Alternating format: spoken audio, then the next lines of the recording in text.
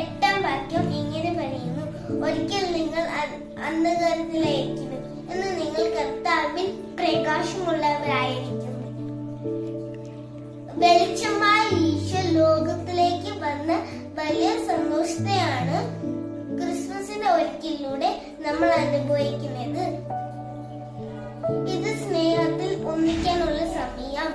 ക്രിസ്മസിന്റെ ഏറ്റവും വലിയ സമ്മാനം നമ്മെ സ്നേഹിക്കുന്നവരാണ്. ഇന്നത്തെ ദിവസം കുടുംബങ്ങളെ ശക്തിപ്പെടുത്താൻ സമയം കണ്ടെത്താം. Thank you.